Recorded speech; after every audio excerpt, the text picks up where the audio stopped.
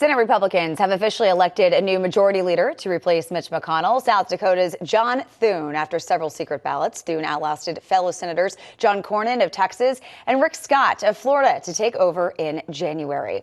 Along with Thune, the rest of the Senate leadership for the 119th Congress includes Senator John Barrasso as Assistant Majority Leader, Tom Cotton as Republican Conference Chair, Shelley Moore Capito as Republican Policy Committee Chair, Senator James Lankford as Republican Conference Vice Chair, and Tim Scott as National Republican Senatorial Committee Chair.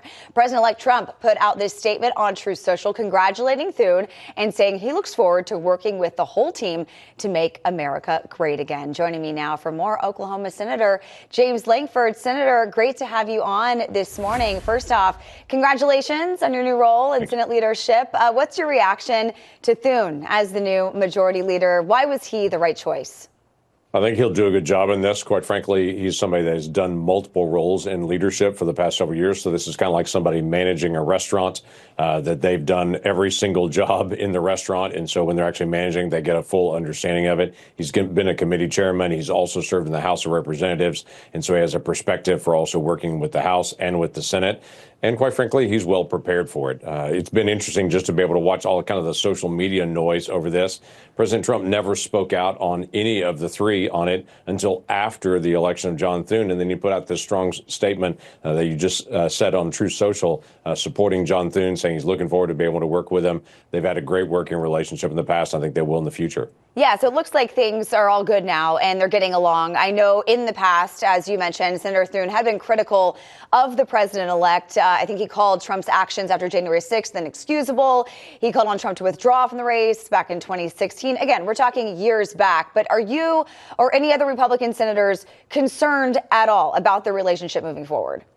I'm not, actually. What's interesting is, well, if you look at the record of actually how Thune voted while Trump was president, 91% of the time he supported the Trump policies. He's one of the top senators that voted along with President Trump's policies while Trump was actually in office. So I know there's these pieces that people have pulled out to be able to take a look at. If you look at how he actually voted, what he actually did, and how he's moved things along, that was very different. And it's not really Trump's agenda. It's America's agenda that Trump is driving at this point. And Thune is definitely on board with America's agenda, which is also Trump's agenda, to be able to move. So as we know, Trump is rounding out some major cabinet picks. He's kind of making his administration right now, the most recent being Florida Congressman Matt Gaetz as Attorney General. He's already resigned from Congress. It's causing some waves, as you can expect. On MSNBC, they're reporting that the Senate GOP sees no path for Gaetz's confirmation. Take a listen. What are the chances that Matt Gaetz, actually has support to be confirmed? I mean, slim to none, really. I mean, I don't see a universe in which Matt Gaetz gets confirmed. Republicans I'm talking to don't even think he's going to get to the point of having a confirmation hearing before the Senate Judiciary Committee. All right. He said Republicans he's talking to you. Did he talk to you? What do you see here?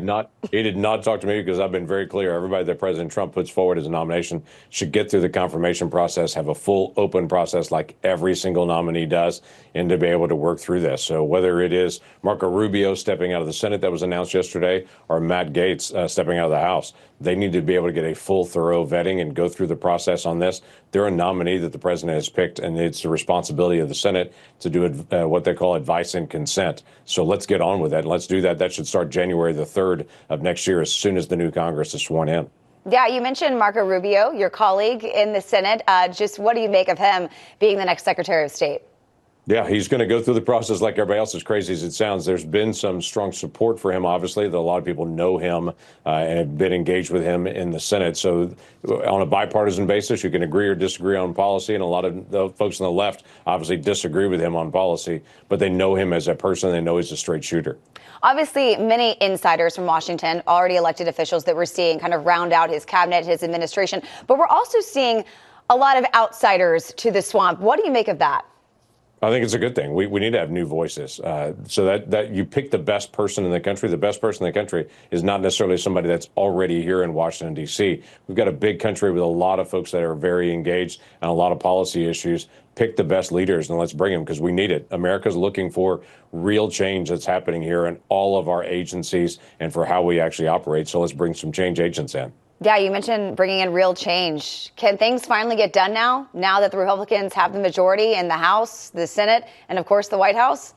Yeah, we can move nominations. That we can do by ourselves as Republicans. We can go through tax policy since we now have the House, the Senate, and the White House, though it'll take a long time to be able to work through all the details of tax policy. But every piece of legislation still requires 60 votes in the Senate. So things will bog down in the Senate somewhat as we try to be able to find that common ground. But I have to tell you, Donald Trump, if he governs anything like he did 4 years ago on that, he was a very engaged with members of Congress. It was frequent meetings. There was lots of phone calls and conversations. He's a very hardworking president, very different than Joe Biden that rarely met with members of Congress and was very hands-off in the process. So I expect a lot of engagement, quite frankly, across the aisle. As you remember, Donald Trump moved a lot of bipartisan legislation, like First Step Act and several things that were historic in many ways, that he moved on a bipartisan basis, and people said no way he can do it. He just works really hard, and he did get it done.